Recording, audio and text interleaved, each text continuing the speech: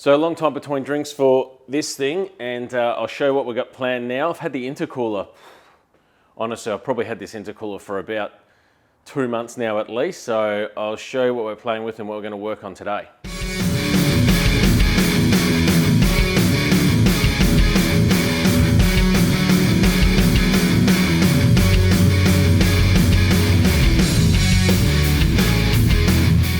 This is the water to air intercooler. You can see here I've got turbo, Barra, Dominator Motorsports, Plenum, and then we've got our box style intercooler there. So I've just got a bit of template here on what I'm going to cut out. So I'll section out this area and then we'll work on mounting the intercooler.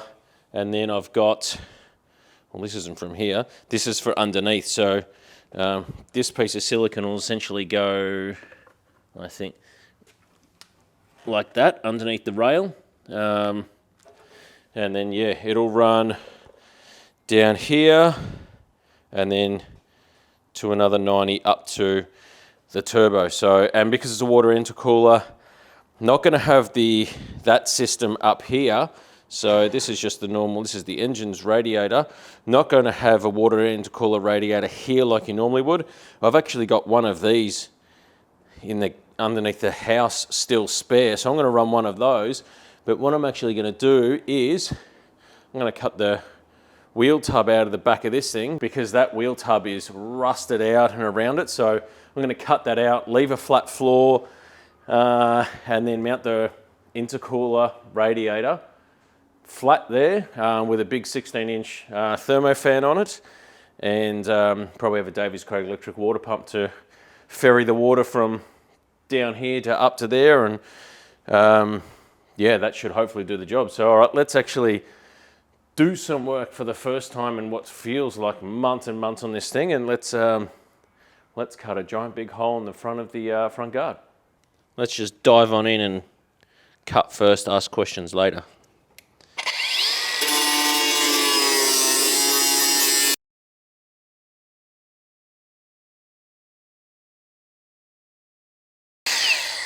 I can't quite get in there. Let's see if this can do it.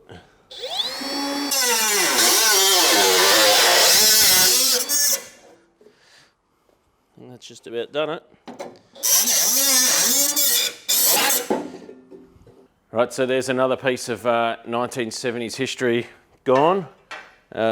Super handy sometimes. You don't think you need a tool until you spend half an hour trying to struggle with something, whereas a power tool like this gets the job done in seconds, and that's why I love power tools, because they've created for a purpose. So got lots of tools, mix of DeWalt, Hikoki, Milwaukee, and even Ryobi, so not brand biased, but don't feel the need to overpay for tools that I don't use a lot of, which is why tools that I use sparingly, I've got in the Ryobi sort of range in that. So, all right, we've got a giant hole cut out of the inner guard there. So let's try and dummy fit the intercooler in there now and see what kind of space and dimensions we're looking at here. Right, that looks like it's gone pretty well.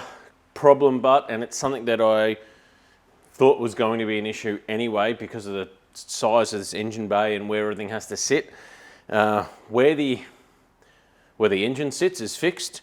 Where this intercooler sits really is pretty much fixed due to its dimensions. So got a 90 off the bottom, and this is pretty much where it needs to sit. So if I give you a look now, what I think needs to happen, I'm not sure there's any other avenue for it.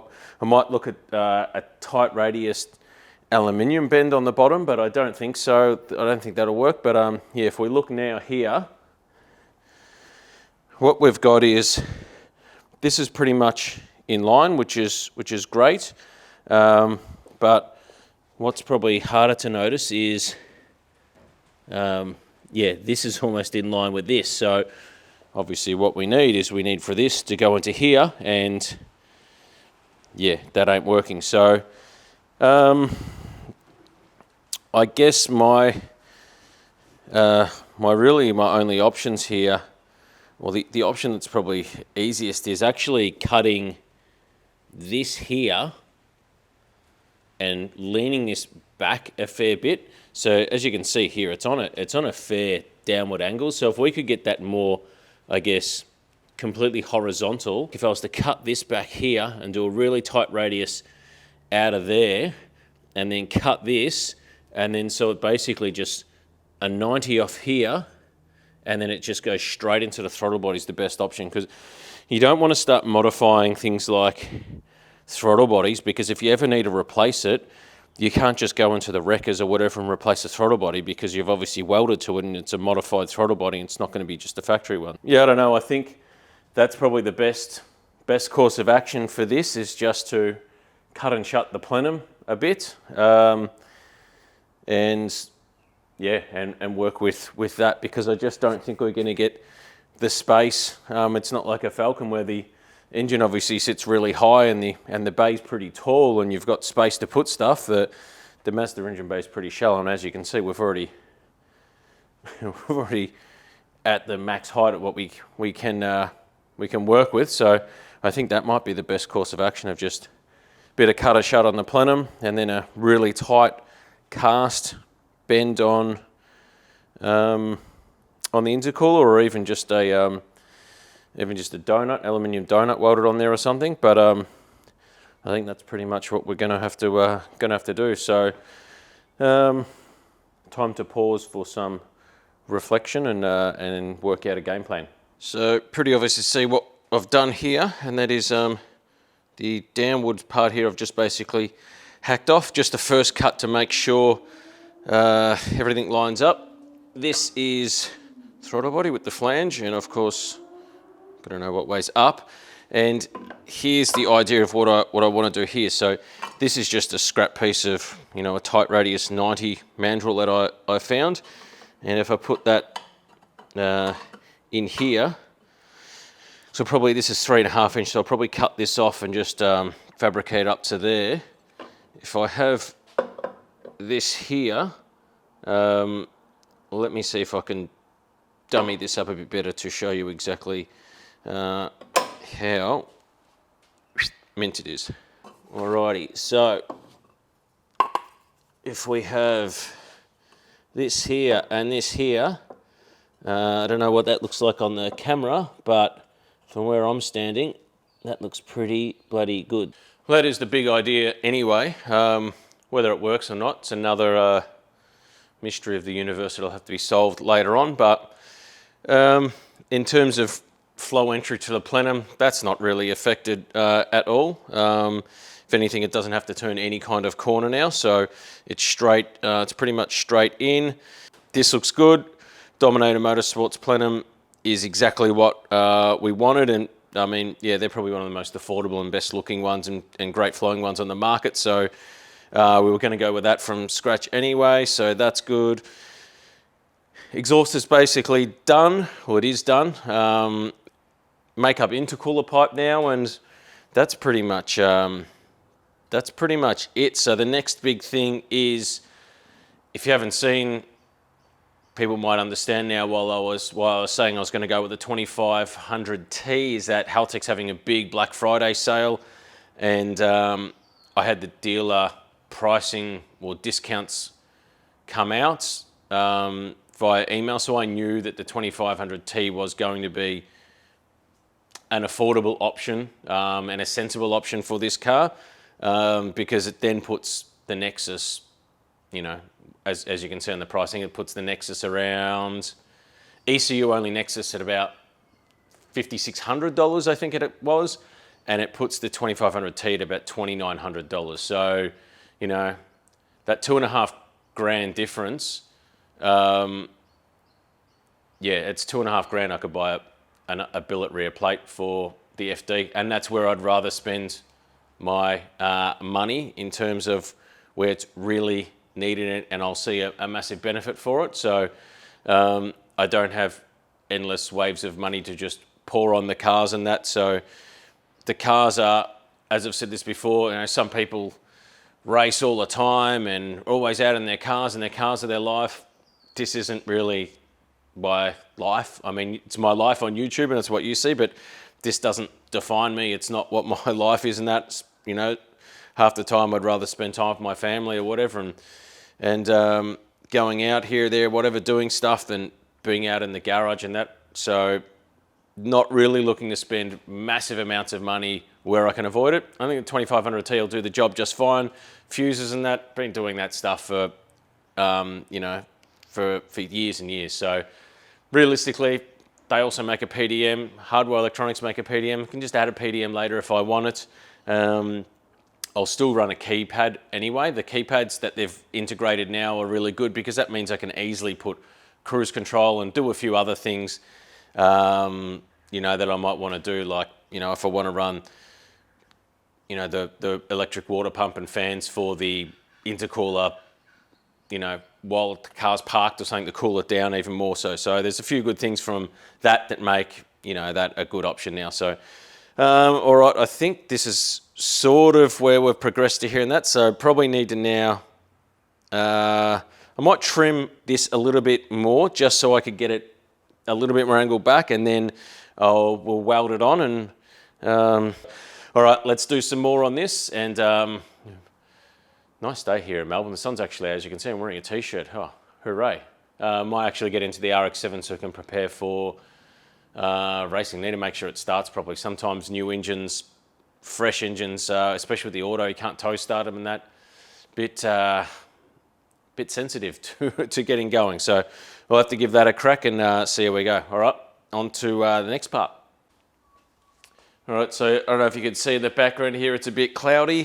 Just went to start the RX7. I think we've got a stuck injector because the dump pipe has got a hell of a lot of fuel in it, and I mean puddles of the fuel, and can sort of hear it in terms of when it cranks over. So my experience of when that has happened before, and not on this, it happened on the 626 once, is that this is a complete pain in the rear end because pretty much involves taking the exhaust manifold off and all the plugs out and just letting the whole thing air out and drain out and get all that methanol out of the system. So it's already Saturday afternoon. I'm running out of time, and so I don't think I'm going to be racing this weekend, unfortunately. But on the brighter side, I found something on eBay, and I just went out and grabbed it. And let's take a look at what it is, because this is just, sometimes you just get absolutely kissed, and this is one of those times. So let's take a look at what I got here. So this is the Diff. This is a naturally aspirated 929 Diff. I think they're, I don't know, 20, I can't remember, 20 something spine axles, 20, they're toothpick axles, basically useless. So there was no chance this was ever going to go in and stay in the car. I was always going to put a Hilux in it and have a look at what I found. First of all, yes, it's actually from a High Ace Hilux. They're all the Japanese 9-inch, the Toyota 8-inch G-Series Diff are all the same, but have a look at that. That is the factory mounting pad, and it is to the centimetre perfect. So I'm just going to have to, the hole on this is a bit larger than this. So I'm just going to die grind that hole out, but have a look at that. Some days you're the hammer, some days you're the nail, but yeah, sometimes things just work out for the better. So very, very lucky there. That was just a chance opportunity that I found it. And the wrecker I actually got it from was completely unwilling to measure the outside lengths of it. So price was good. I just bought it anyway because most of them they're either 1390, 1410, 1440 or 1470 in length. RX4s doesn't matter. I mean, if you're getting aftermarket wheels, you can pretty much make any length work. And the factory diff, I think, is about 1470. So this one's actually 1470, which means I'm just going to have shallow dish wheels, so to speak. So here's the axles. I'll give those a birthday, new drums, shoes, etc., etc. The center is here. It has 4.3 diff keys in it, which I definitely don't want. So I'm going to hunt down like a 3:4:5 ratio. I'll put a True Track center. I think Harrop make a Toyota 8-inch center thing, true track for these, so I'll look at that as well. But let's get these axles in, and then I can start working out what wheels I can actually get for this, because this will be the big thing here, depending on offsets and what I can actually order based on where the diff sits at the moment. So let's whack these in and do some calculations. Got a wheel on there, and clearance is massive. So plenty of room there, and plenty of room up in there as well, which is great because that basically means I know the exact dimensions of this wheel and tyre and that, so I can order the rears. I think that comes out to being like a 17 by 7 plus 35. Fits fine, and then a 235 something or other tyre. Have to be conscious about overall tyre height, so sidewall profile for engineering, because pretty hard and fast those rules. We talked about that before. So I think it's 235 35 17 or 235 40 17 for the rear. That's all I can do. Here's the brakes as well, the front brakes. So got to try and find out what that disc actually is, because I had a look at my DBA catalogue with some of these dimensions and couldn't find it. That's just a VS caliper. Now, I've also done some measuring with these wheels on. My big old Aristo wheels definitely don't fit on there. These are the factory wheels. They're the factory wheels, from what I can measure, come out at, they're like a 13-inch wheel with a 185 tyre and a 4-inch backspace.